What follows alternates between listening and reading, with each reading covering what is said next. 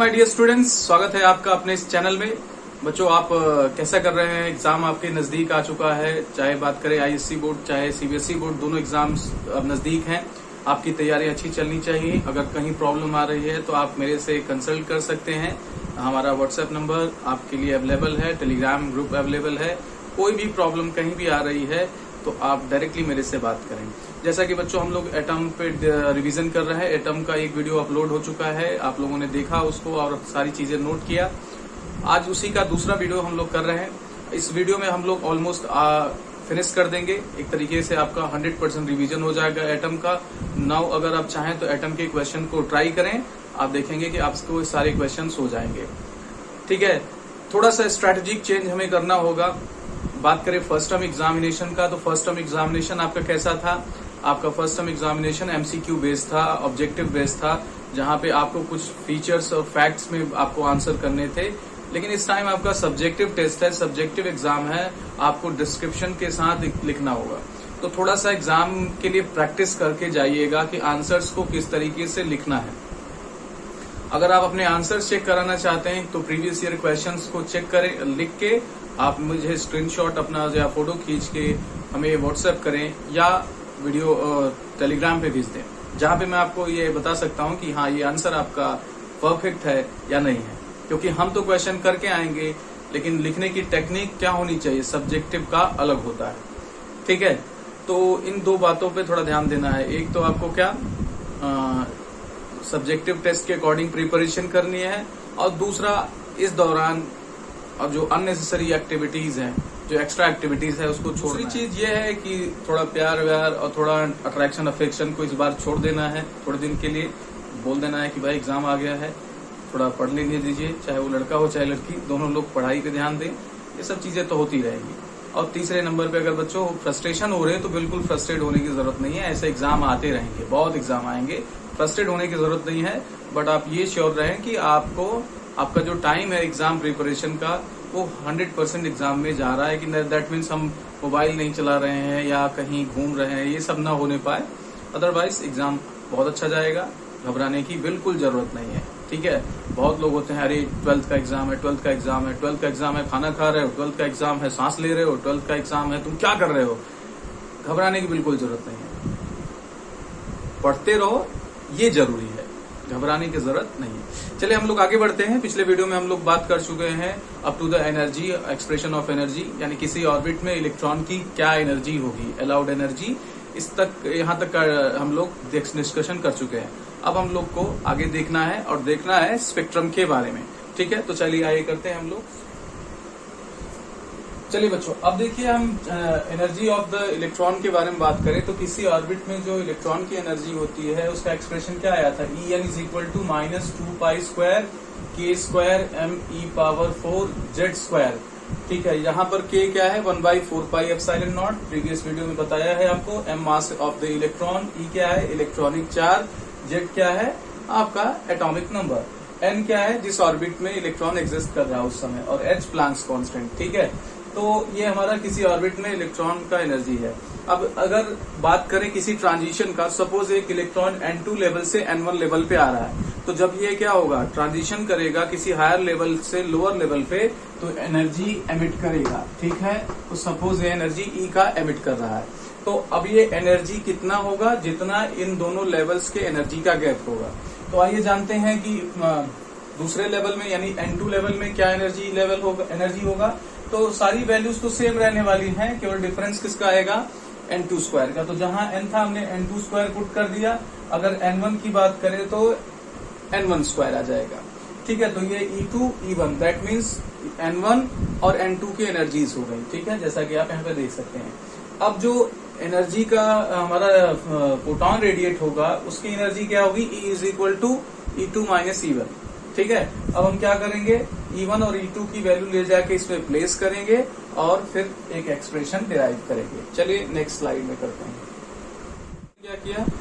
E1 और E2 की जो वैल्यूज आई थी इस इक्वेशन में रखा। अब इस इक्वेशन में रखेंगे तो देखिए कॉमन क्या क्या बनेगा? 2π² k²m⁴z², और डिनोमिनेटर में h²। तो ये सारी वैल्यूज कॉमन होंगी, बाहर आ जाएंगी। अब इनके सामने माइनस है, इसलिए E2 की प्लेस पे तो ये माइनस 1/n2 स्क्वायर रह गया, लेकिन यहाँ का जो माइनस है इस माइनस के साथ मल्टीप्लाई करके प्लस होके 1/n1 स्क्वायर हो गया।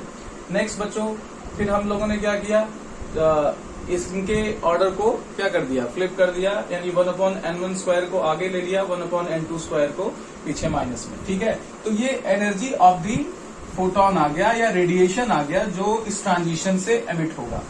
आया समझ में? अब हम लोग लगाएंगे क्या, Bohr's frequency condition. Bohr's frequency condition क्या था, जो पॉस्टुलेट्स बताए गए थे उसी का सबसे लास्ट देखिएगा तो आप देख पाएंगे कि ये है। ठीक है, क्या था कि जो इलेक्ट्रॉन क्या होगा, ट्रांजिशन करेगा और वो एनर्जी एमिट करेगा, तो जो एनर्जी आपको मिलेगी वो एनर्जी फोटोन के फॉर्म में मिलेगी और उसकी एनर्जी हम क्या लिख सकते हैं, hν। तो हम इस एनर्जी को hν के से कंपेयर कर सकते हैं।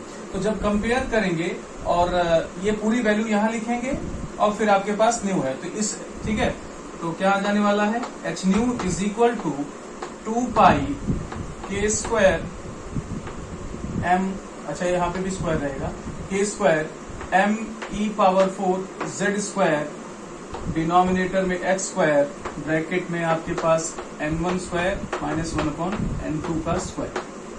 ठीक है, अब इस h को हम लोग कहाँ भेज देंगे, यहाँ पर, तो ये h क्या हो जाएगा, यहाँ पे जाके h³ हो जाएगा। तो अगली लाइन में आप इसको लिखेंगे, पहले आप hν लिखेंगे क्योंकि आपको सब्जेक्टिव टेस्ट देना है तो आपको हर स्टेप लिखना होगा। तो hν लिखने के बाद देखेंगे यहाँ पे h स्क्वायर होगा, फिर यहाँ से h को यहाँ पे भेज देंगे तो h³ हो जाएगा।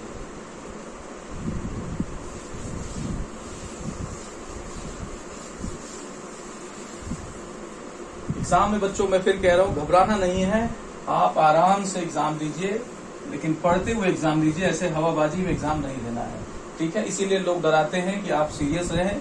अगर आप सीरियस हैं तो डरने की जरूरत नहीं। ठीक है, ये आपका फ्रीक्वेंसी का फॉर्मूला आ गया। ठीक है, अब फ्रीक्वेंसी का फॉर्मूला है तो हम लोग इसे वेवलेंथ में कन्वर्ट कर दें। वेवलेंथ के लिए हमें क्या करना होगा, हमारे पास एक रिलेशन है new is equal to c/λ। तो यहाँ पे हम लिख देंगे क्या, c/λ is equal to 2 pi k square. लिखते हुए क्या करते चलिए, बोलते रहिए, आपको एक्सप्रेशन से याद हो जाएंगे। m e power 4 z square, denominator में h³, 1/n1 square minus 1/n2 square. ठीक है, अब इस c को बच्चों इधर भेज देंगे तो ये आ जाएगा 1/λ 2 pi k square m e power 4 z square c, भाई यहाँ न्यूमरेटर में तो इधर डिनोमिनेटर में आ जाएगा। ठीक है, 1/n1 स्क्वायर 1 माइनस 1/n2 का स्क्वायर।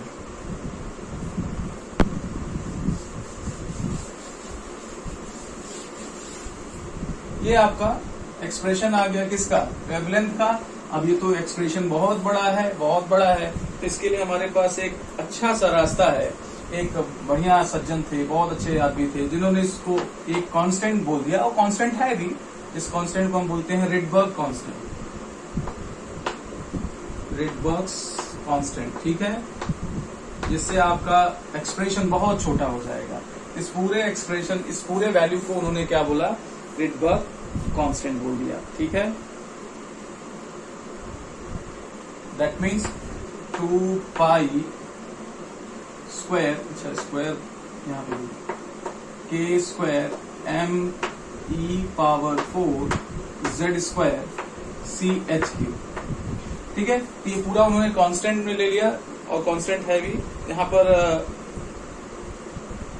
z स्क्वायर को नहीं लेना है, क्योंकि z स्क्वायर क्या होगा, आपका एटॉमिक नंबर है, चेंज होता जाएगा। ठीक है, तो ये पूरा एक्सप्रेशन फिर किस में बदल जाएगा, 1/λ इज इक्वल टू, z को छोड़ के सभी क्या है, r है, तो क्या हो जाएगा expression r z square 1/ bracket में ये हो जाएगा 1/λ is equal to r z square 1/n1 square minus 1/n2 का स्क्वायर।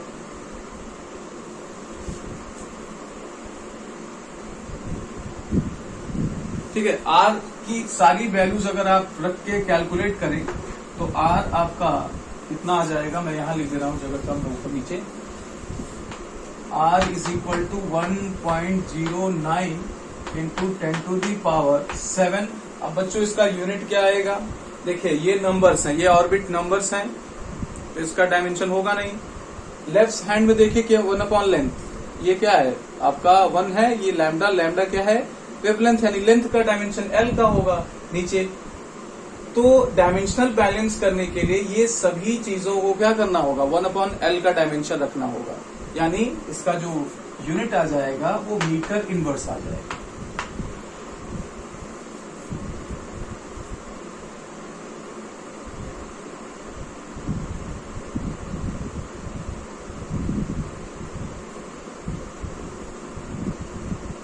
ओके, चलिए आगे चलते हैं। अब बात करते हैं पॉसिबल ट्रांजिशंस की। ये हमारा स्पेक्ट्रल सीरीज का डिस्क्रिप्शन देने वाला हूँ, मैं डिस्कशन करने वाला हूँ। तो अब यहाँ पे एक स्पेक्ट्रल सीरीज कैसे फॉर्म होगा, यानी जो हमारे हाइड्रोजन एटम से लाइट एमिट होंगी वो किस रेंज में होंगी या कौन सा रेडिएशन कहाँ पे होगा, उसको जानने के लिए हमें ये स्ट्रक्चर जानने की जरूरत है। तो ये हाइड्रोजन एनर्जी लेवल्स, हाइड्रोजन के ऑर्बिट्स के एनर्जी लेवल्स हैं। तो हमने फर्स्ट ऑर्बिट का एनर्जी फाइंड किया था, तो कितना आया था -13.6 इलेक्ट्रॉन वोल्ट।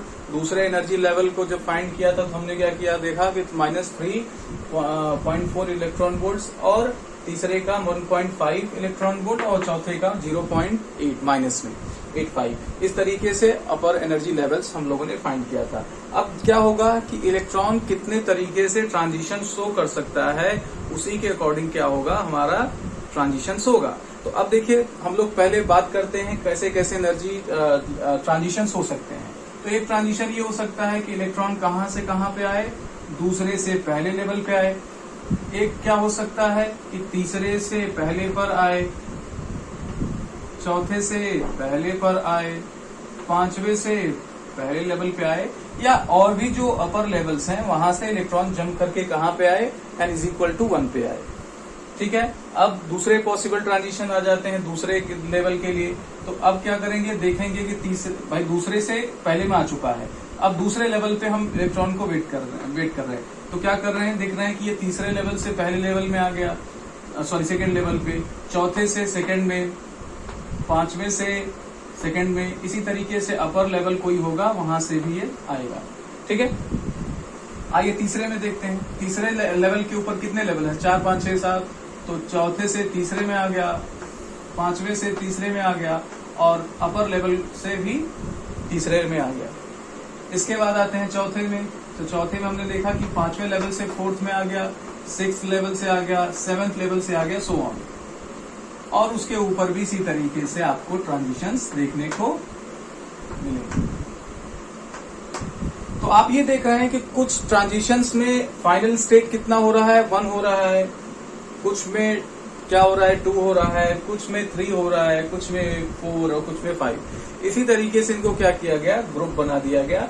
हमारी जो ट्रांजिशंस होती हैं उसमें हम लोग क्या करते हैं, 5वें लेवल तक की जो ट्रांजिशन होती है वो इफेक्टिव एनर्जी शो करती है, जो हमें स्पेक्ट्रम में देखने को मिल जाए। इसके बाद एनर्जी कंसिडरेबल नहीं रहती, इसलिए हम लोग क्या करते हैं, इतने तक ही लेते हैं। ठीक है, तो अब इनका नाम दिया जाता है। जो ट्रांजिशन में पहला आखिरी जो ऑर्बिट होता है वो पहला ऑर्बिट होता है, यानी अपर लेवल से चल के इलेक्ट्रॉन जब पहले लेवल में आता है तो जो भी एनर्जी एमिट होती है उस एनर्जी का अगर हम स्पेक्ट्रम देखें तो वो स्पेक्ट्रम का नाम बोला जाता है लाइमन सीरीज। क्या बोलते हैं बच्चों, लाइमन सीरीज। दूसरे अगर इलेक्ट्रॉन जंप करके हायर एनर्जी लेवल से जंप करके सेकेंड लेवल में आता है तो बामर। इलेक्ट्रॉन अगर क्या करता है, चौथे, पांचवें, छठवें से जंप करके तीसरे लेवल में आता है तो पाशन। ओके, इस तरीके से हमें ध्यान देते हुए आगे चलना है। फिर आपका अगर इलेक्ट्रॉन हायर एनर्जी लेवल से जंप करके 4th लेवल में आता है तो ब्रैकेट, यानी यहां ये इसको क्या बोलेंगे, ब्रैकेट, BRACKET। ठीक है, और जब लास्ट लेवल होगा तो इसे P फंड सीरीज बोलते हैं। तो ये 5 आपके सीरीज देखने को आते हैं जब हम किसी हाइड्रोजन से आने वाली लाइट की स्टडी करते हैं। तो अब इनके इक्वेशंस देखेंगे और शॉर्टेस्ट और लॉन्गेस्ट वेवलेंथ की बात करेंगे। चलिए इसको हम हटाते हैं और मिलते हैं नेक्स्ट। चलिए बच्चों, पहले सीरीज की बात करें, लाइमन सीरीज। लाइमन सीरीज क्या होता है? जब आपकी ट्रांजिशंस यहाँ पे केवल higher energy to lower energy की लेवल की बात हो रही है। N2 यानी जो हमारे एनर्जी एक्सप्रेशन था उसमें N1 और N2, इसमें N2 या तो क्या हो, 2 हो, या तो 3 हो, या तो 4 हो, या तो 5, या कोई भी और एनर्जी लेवल हायर हो। वहां से इलेक्ट्रॉन जंप करके सीधा किस में आए? N1 यानी पहले लेवल में आ जाए, तब आपका जो स्पेक्ट्रल सीरीज फॉर्म होगा उसको हम लाइमन सीरीज बोलेंगे। ऐसे में जो हमारा वेवलेंथ का फॉर्मूला था वो हो जाएगा 1/लैम्डा r 1/1 का स्क्वायर माइनस 1/n का स्क्वायर। मैंने यहाँ N2 के बजाय n लिख दिया। और यहाँ पर बच्चों देखो लास्ट एक्सप्रेशन में Z² था, क्योंकि ये हाइड्रोजन एटम की बात कर रहे हैं, तो हाइड्रोजन एटम में कितने होते हैं प्रोटॉन? न्यूक्लियस में Z नंबर कितना होता है? 1 होता है। दैट्स वाई यहाँ पर Z 1 हो गया। तो यहाँ पर देख सकते हैं कि 1 से किसी दूसरे लेवल से फर्स्ट में आ जाए, तीसरे लेवल से फर्स्ट में आ जाए, चौथे लेवल से फर्स्ट, सो ऑन, तो आपका लाइमन सीरीज फॉर्म होगा। ठीक है, अब लाइमन सीरीज में दो चीजें आपको यहाँ पे ध्यान रखना है। एक पूछते हैं कि शॉर्टेस्ट वेवलेंथ कब फॉर्म होगा और एक लॉन्गेस्ट वेवलेंथ कब फॉर्म होगा। जरा हम लोग एनर्जी से वेवलेंथ को देख लें तो हमें समझ में आ जाएगा, अपने आप याद हो जाएगा। तो E इज इक्वल टू क्या होगा? h न्यू, और अगर इसे हम वेवलेंथ में कन्वर्ट करें तो hc/λ हो जाएगा। ठीक है, यानी अगर हम बात करें शॉर्टेस्ट या लॉन्गेस्ट वेवलेंथ की, तो जो हमारा एक्सप्रेशन आएगा उसको हम डायरेक्ट ऐसे कंक्लूड कर सकते हैं कि अगर एनर्जी गैप ज्यादा होगा तो लैम्डा कम होगा, और एनर्जी गैप कम होगा तो लैम्डा क्या होगा? ज्यादा होगा। तो हमें क्या करना है? हमें पहले शॉर्टेस्ट वेवलेंथ निकालना है। दैट मीन्स जैसे अगर आप देखिए तो ये एक है, ये पहला आपका ट्रांजिशन है, इसी तरीके से कोई लास्ट ट्रांजिशन होगा, तो ये दोनों एंड्स है ना, कितने हो सकते हैं, तो उसकी बात होती है। तो शॉर्टेस्ट के लिए हमें क्या करना होगा? अगर ये शॉर्ट रखना है तो एनर्जी को क्या करना होगा? हाई रखना होगा, यानी एनर्जी गैप को क्या करना होगा? हाई होना चाहिए। तो हाई गैप कैसे? मतलब लेवल का क्या होना चाहिए? वैल्यू ज्यादा होना चाहिए। जैसे अब इतने रीजन का ट्रांजिशन और आगे कोई बड़ा गैप ले लें तो दोनों के एनर्जी में डिफरेंस आएगा कि नहीं? तो जब हम क्या कर लें, बहुत लार्ज एनर्जी गैप ले लें, लार्ज एनर्जी लेवल्स ले लें, गैप ले लें, तो हमें क्या मिलेगा? जो एनर्जी गैप मिलेगा ऑब्वियस ज्यादा मिलेगा, और ऐसे में लैम्डा क्या हो जाएगा? कम हो जाएगा। तो हमारा जो N2 होना चाहिए वो बहुत ज्यादा होना चाहिए, और सबसे ज्यादा क्या हो सकता है? हम लोग इन्फिनिटी ले लें। तो अगर इन्फिनिटी से जंप करके इलेक्ट्रॉन पहले लेवल में आता है तब हमारा लाइमन सीरीज का शॉर्टेस्ट वेवलेंथ फॉर्म होगा। तो आप यहाँ पे क्या कर रहे हैं? रख दीजिए वैल्यू।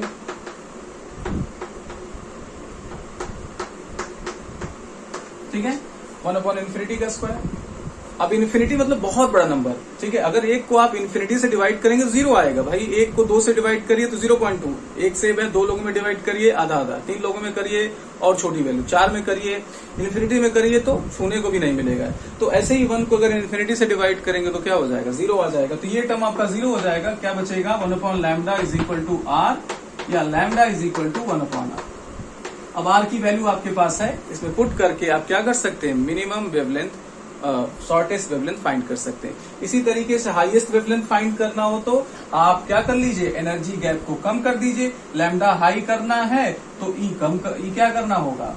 कम करना होगा। तो सबसे कम क्या हो सकता है कि इलेक्ट्रॉन दूसरे लेवल से पहले लेवल में आ जाए। तो आप क्या कर लीजिए? N2 को ले लीजिए 2, तो 1/λ कितना आ जाएगा? R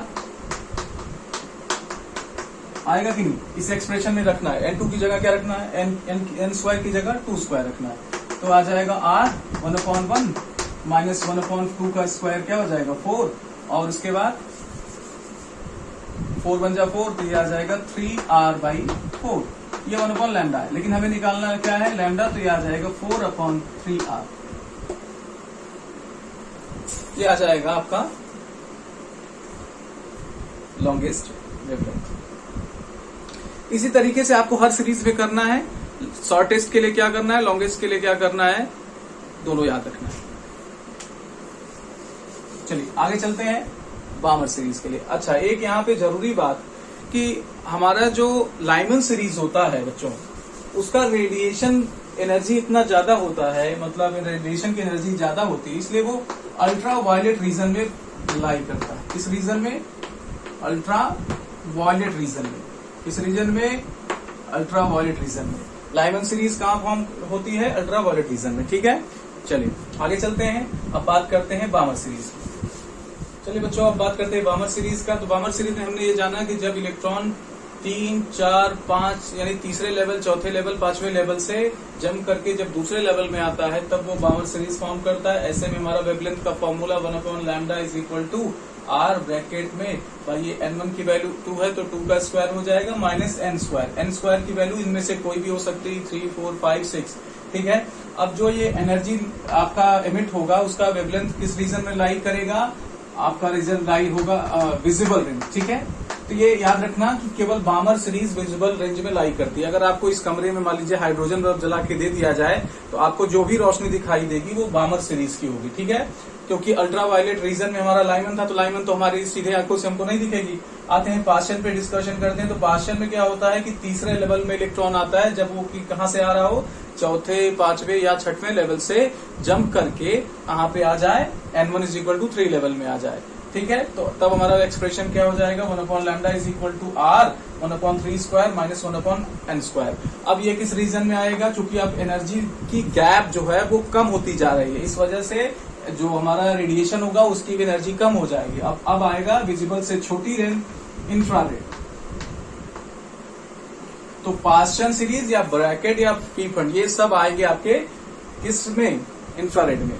ब्रैकेट में n1 इज इक्वल टू 4 में, मतलब हमारा जो लास्ट लेवल है यानी हायर एनर्जी से इलेक्ट्रॉन 4th लेवल में आए, यानी 5, 6, 7, 8 इस तरीके से इस लेवल से जंप करके n1 is equal to 4 level पे आ जाए तब हमारा पार्शियल ब्रैकेट सीरीज फॉर्म होगा। तो 1/λ is equal to r 1/4 square minus 1/n square. ठीक है, ये भी इंफ्रारेड रीजन में लाई करेगा। पी फंड सीरीज कैसे फॉर्म होगा? जब इलेक्ट्रॉन 6, 7, 8, 9, 10 से जंप करके 5th लेवल में आ जाए तब हमारा पी फंड सीरीज फॉर्म होगा। और यहाँ पे expression 1/λ is equal to r bracket में 1 - 5 स्क्वायर माइनस 1/n स्क्वायर। तो इस तरीके से आपके सीरीज फॉर्म होंगे। ठीक है, तो पहला लाइमन किसमें फॉर्म होगा? अल्ट्रावायलेट में। हमारा बामर किसमें होगा? विजिबल रेंज में। पार्शियल, ब्रैकेट, पी फंड ये तीनों आएंगे आपके इंफ्रारेड रीजन में। शॉर्टेस्ट और हाईएस्ट वेवलेंथ निकालने के लिए मैंने आपको बताया कि किस तरीके से करना है, कब इन्फिनिटी लेना है और कब जस्ट एडजेसेंट लेना है। वही कॉन्सेप्ट लेके आप क्या कर लेंगे अपने नोट्स में? बामर और पार्शियल, ब्रैकेट और पी फंड के शॉर्ट वेवलेंथ और लॉन्ग वेवलेंथ, शॉर्टेस्ट वेवलेंथ और लॉन्गेस्ट वेवलेंथ दोनों कर लेना। ठीक है, अब इसमें एक लास्ट चीज बचती है और उसके बाद ये चैप्टर हो जाएगा आपका फिनिश। अब वो बचता है पॉसिबल नंबर ऑफ ट्रांजिशंस। इसको याद रखेंगे तो आपके एमसीक्यू बेस्ड क्वेश्चन हो जाएंगे।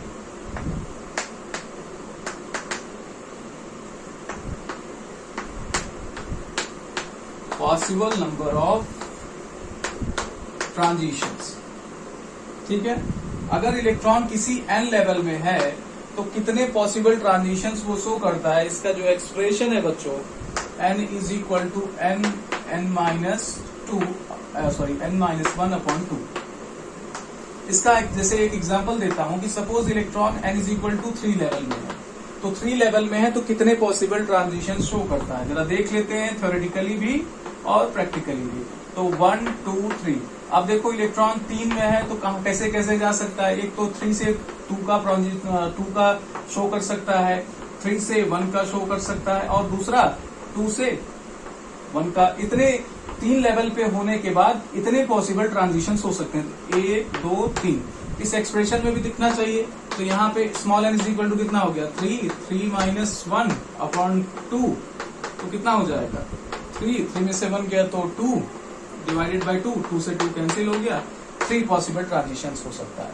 तो इससे आप डायरेक्ट निकाल सकते हैं कि इलेक्ट्रॉन मान लीजिए 7th लेवल में है तो कितने पॉसिबल ट्रांजिशन शो कर रहा है। अगर आपको दे दिया जाए 9 लेवल, आप इस तरीके से डिडक्ट नहीं कर सकते, हल खराब हो जाएगी। तो ये डायरेक्ट फॉर्मूला है जिससे आप कर सकते हैं। तो 1, 2, 3, 4 तक कर ले जाएंगे, लेकिन इसके बाद के ट्रांजिशंस आप निकालने में हालत खराब हो जाने वाली है। ठीक है, इसलिए इस एक्सप्रेशन को याद रखना। चलिए ठीक है, तो बच्चों ये एटॉमिक फिजिक्स का ये पूरा पोर्शन होता है फिनिश, रिवीजन आपका होता है कंप्लीट। आई होप आपको पूरी बात समझ में आई। मैं इसके बाद न्यूक्लियाई का आपके लिए टॉपिक लेके आने वाला हूं। अगर ये आपको पूरा चैप्टर समझ में आया तो प्लीज इस कमेंट सेक्शन में जरूर बताएं कि ये किस तरीके से आपको समझ में आया और क्या बातें आपको अच्छी लगी, क्योंकि हम इसी के लिए काम करते हैं, आपके लगाव के लिए हम काम कर रहे हैं कि आपको अच्छा फील हो, अच्छा एग्जाम में आपको माहौल मिले। किसी भी चीज में दिक्कत आए तो आप डायरेक्ट मेरे से बात कर सकते हैं, बार बार मैं आपसे कह रहा हूँ। ओके, तो ठीक है, हमने अपना वादा पूरा किया, अब आपकी बारी है। अब आपको मेरा चैनल को क्या करना है, सब्सक्राइब करना है, वीडियोस को लाइक करना है और शेयर करना है अपने फ्रेंड्स के बीच में, ताकि हमारा उत्साह बना रहे और हम आपके लिए ऐसे ही एक से बढ़कर एक वीडियो लाते रहे। चलिए, उम्मीद करता हूँ आप अच्छे हैं। मिलते हैं नेक्स्ट वीडियो में न्यूक्लियाई के साथ। Thank you very much.